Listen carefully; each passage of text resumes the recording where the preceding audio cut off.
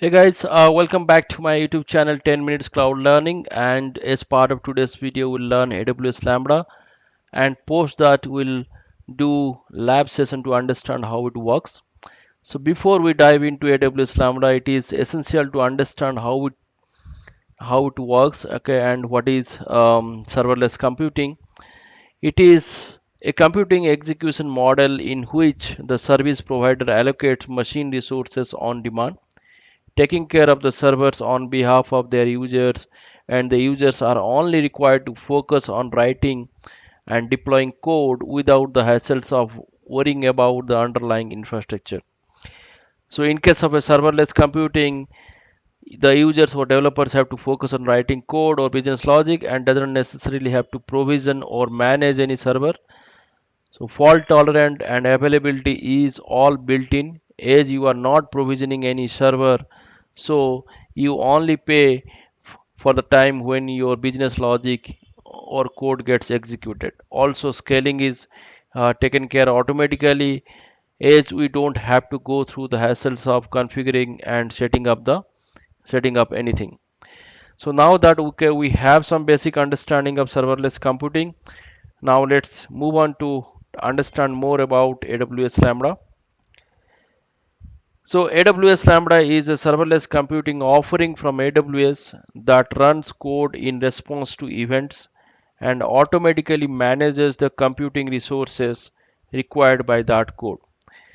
And this code snippet is packaged as a Lambda function which runs in its own container. Lambda functions are executed in a multi-tenant cluster of machines managed by AWS, which helps in attaining fault tolerant and high availability.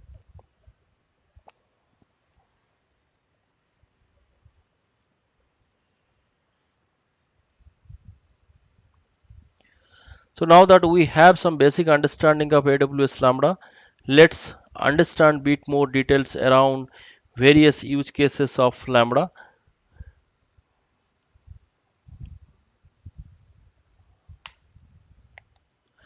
Lambda functions are mostly preferred for event driven, meaning the code is invoked only when triggered by a request. So various use cases of Lambda could be, any kind of data updates on storage like S3, DynamoDB, etc. Real-time processing of streaming data, requests for any kind of REST endpoints, changes to the state of any resources, execution of any kind of backend logic.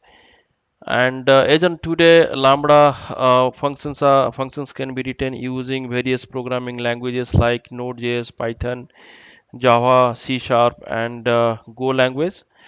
Lambda functions can further be hooked or integrated to other systems, packages, or databases post your logic execution. So this is how the things work in a Lambda world, where there is a triggering event happens, and that event will in turn invoke your Lambda function, which is written in any of these programming languages, and the Lambda function will in turn do some processing, and after the processing is being done, okay, then we can invoke some other third-party systems as it is highlighted on my on this right hand side, right? So now let's understand what are the advantages and limitations of AWS Lambda. So advantages are like this. It saves money and time, as developers need to focus only on writing code, and the billing is only for the time when the code is getting executed. It also helps in building something real quick, or that is, it helps in faster time to market. It has multi-language support, as we have seen that in our previous slide. Lambda functions can be monitored using the built-in features, which AWS provides, that is using the CloudWatch.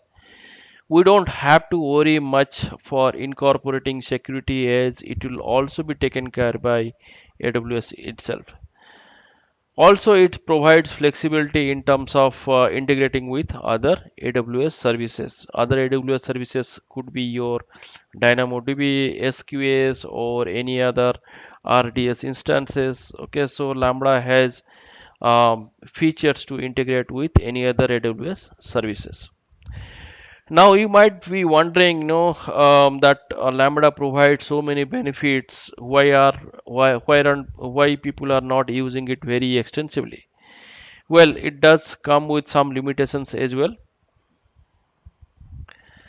So the limitations could be the disk space is limited to 512 MB. Okay, so whatever you do, you have to make sure that it is not consuming lot of disk space. That is where you have some limitations. That is a max of 512 MB of disk can be used. Default deployment package size is 50 MB. So whatever code you are packaging, it should not cross beyond 50 MB. The memory range is from 128 to 308 MB, 3008 MB. The maximum execution timeout for a function is 15 minutes. That is, if at all you are doing some batch processing, and if the batch processing is going beyond 15 minutes, then Lambda is probably not the right choice. Any processing that happens within 15 minutes can be taken care by Lambda. Request and response body payload size can be up to 6 MB, and the event request body can be up to 128 KB. So now that okay we spoke enough, let's see something in action.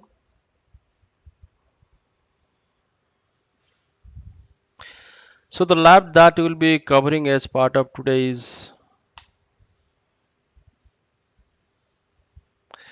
So we'll have Lambda integration with Amazon S3 bucket. Okay, so the plan is like this. We'll be uploading a JSON file, as you can see here. This JSON file has some order details. It's a very simple JSON file with very few tags, and this JSON file will be uploaded to my S3 bucket. Okay, and as soon as something is getting uploaded to my S3 bucket, it kind of triggers an event. That event is nothing but your put trigger event, and this event will in turn make a call to my Lambda function, and Lambda function is going to read the contents of the JSON, and it will show the output in the console. Okay, so in your case, you can also do some parsing of this JSON file and understand which order is more costly or something like that. But as part of today's session, we are going to just read the contents and see how it works, right? So let me jump into my AWS console.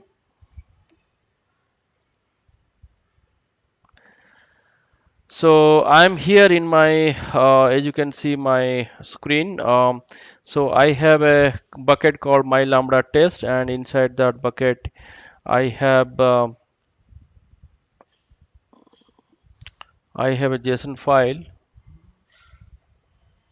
Yeah, I have this JSON file transaction.json, which I was showing you last time, right? So now let me go to my Lambda. Okay.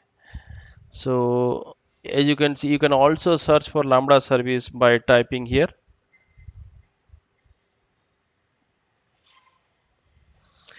So once you click here, it will take you to this page. Okay, and this is the Lambda dashboard, wherein you can see what are the activities that is happening, with respect to your Lambda function, right? So we have this section called applications and functions. We'll be creating a Lambda function which will be triggered, as and when we upload any kind of JSON file or any kind of file to our S3 bucket, right? So here we are going to create a function. Let's say I click on this button called create function, and you have the option of creating from scratch, or you can use any of the existing blueprints that is already being provided by AWS. So if I click on this use a blueprint, you can see there are quite a lot of options that is already predefined or pre-configured, and based on your use case, you have to select the appropriate one. So you can also do a next page and you see the various options that is available here. Okay, so in our case, we are going to use this option called S3 get object.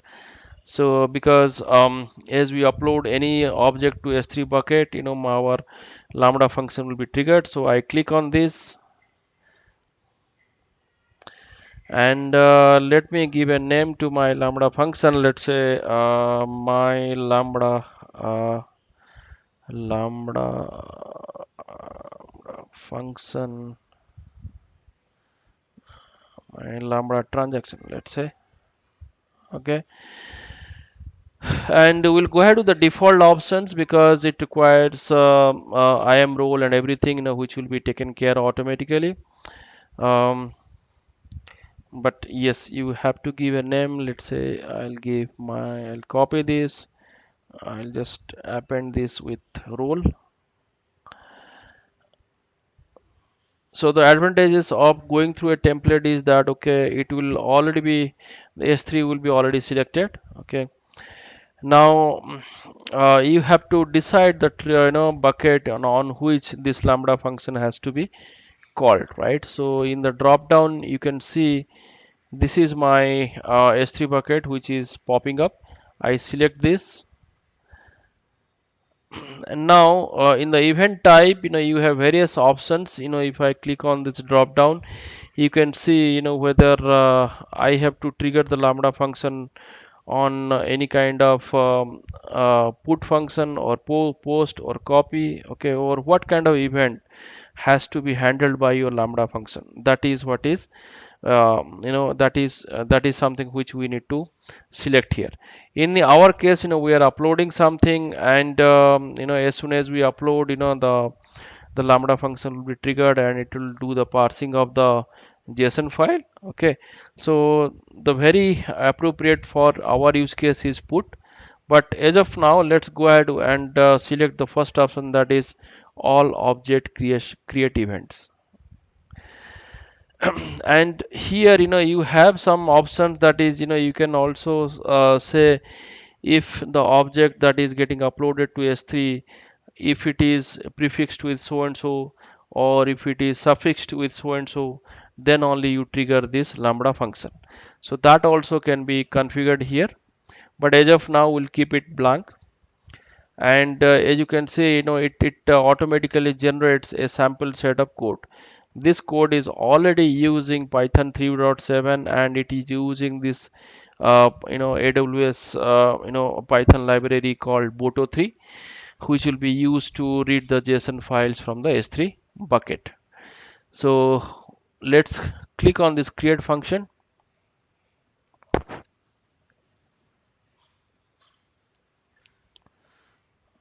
So let's see if the function is getting created. Let's see.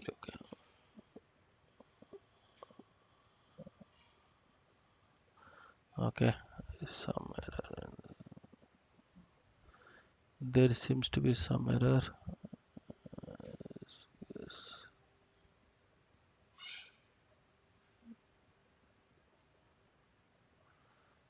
So, ideally speaking, it should have added this S3 bucket here.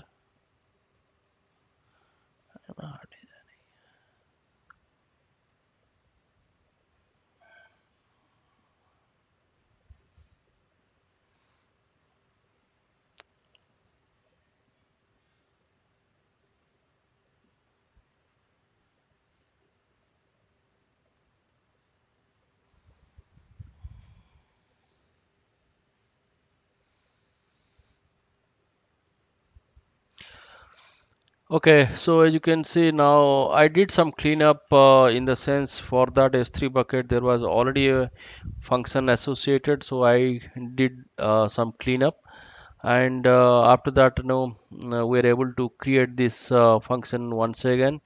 And as you can see, it kind of shows you a view here that okay, this lambda function is associated with this S3 bucket. So that is, as and when there is a event, there is something gets uploaded here, this function will be executed, right? And we can also add a destination here. Let's click here and understand what are the options that we have. But so as you can see, once our lambda function is able to do the processing, it can also write to SNS topic, SQS, or event breeze, or it can also trigger another lambda function, right?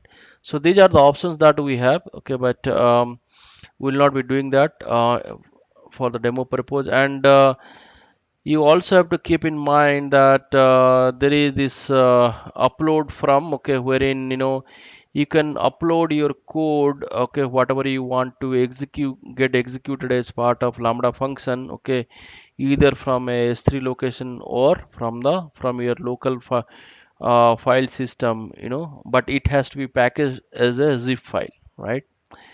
So now if I go here, this is my lambda function, okay, which will be triggered, as and when something gets uploaded into my S3 bucket, right? So I'll do some modifications to this, so I think I have already taken a note of that. Let me just do a copy paste. Yeah,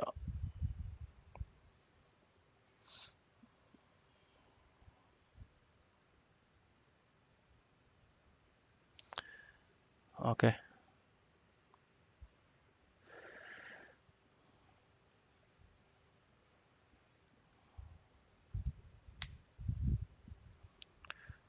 So I have done some modifications here, which is not any major, but yeah.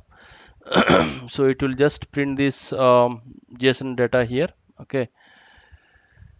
So now I can deploy. I have to, every time you do some changes to the code, you have to make sure that you click on this button called deploy.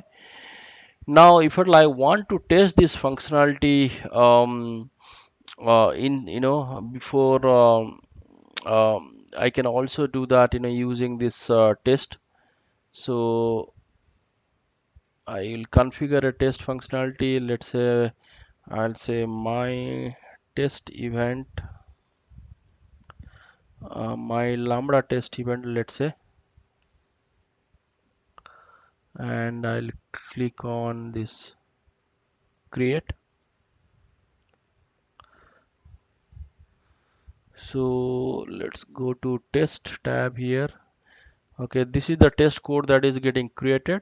Okay, here we need to do a small change, that is the bucket name, we have to change it. Okay, so in our case the bucket name was uh, what is the bucket name? Yeah, so the bucket name is my lambda test one. So I'm going to do some changes here, and as well as the JSON file, right? So here I have to say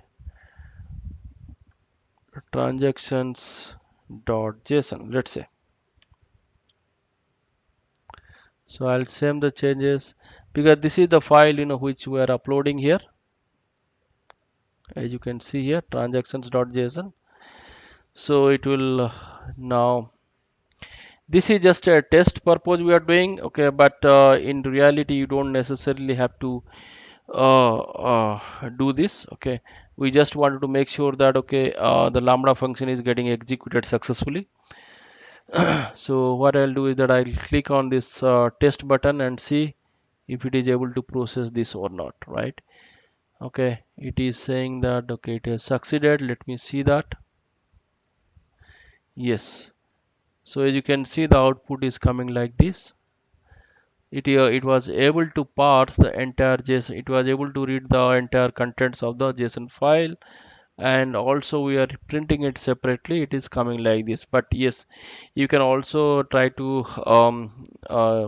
print it in a better way. There are a lot of utilities available. Okay, one thing that I want to highlight over here is that okay, we have this monitoring facilities available within Lambda. Okay, let me just click on this logs. You can also see the logs how it is getting printed here. If I click on this, and this is the CloudWatch log, which is getting printed, right? Now, if I go to the monitoring tab, here we can see how many requests this Lambda function has really processed so far. So it's saying recent invocations. Okay, so the why, okay, let me go to metrics. Yeah, yeah. So under metrics, you can see there are some dots here. So which means, at this time, this Lambda function was executed.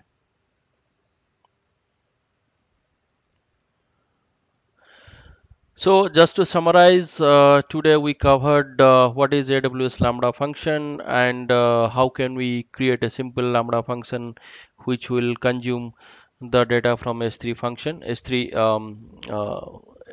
bucket.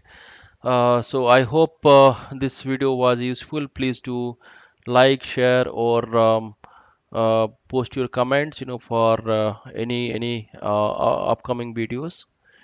Thank you. Wish you all a happy learning.